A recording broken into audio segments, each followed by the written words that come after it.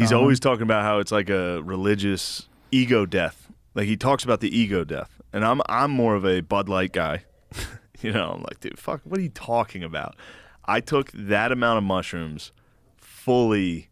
Dude, I had a vision of, I kept dying, going to heaven, seeing my dad, who's still alive. I would be in heaven with my dad, and then I'd get brought back to life with a paramedic shining lights into my eyes like I was overdosing. It was crazy. I thought you'd be fired up. Wow. Wasn't it wild? That's pretty wild. And wasn't it wild for you? It is. No, I'm trying to absorb Wasn't it. my story wild for you? It is. I'm trying to absorb it. And it was so vivid. I stopped doing drugs. I was like, that was an overdose. That was an overdose that I would have had if I kept doing drugs. I don't know. One of the things that I think about with psychedelics is how much of the way you think normally plays a part in what you see. And if that's the case, Certainly. But if that's the case, what is happening? Like, what is happening?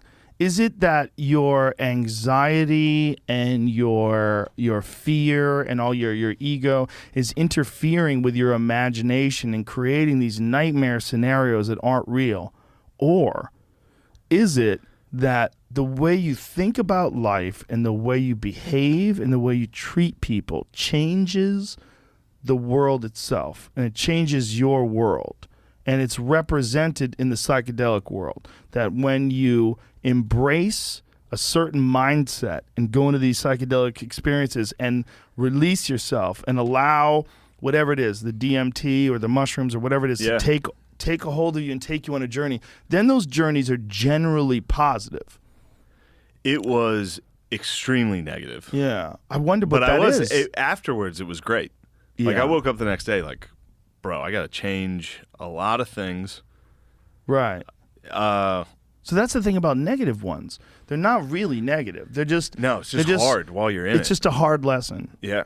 It's a hard lesson. I think when people struggle with psychedelic experiences, or if people have legitimate mental illnesses that do psychedelics, that's never a good idea.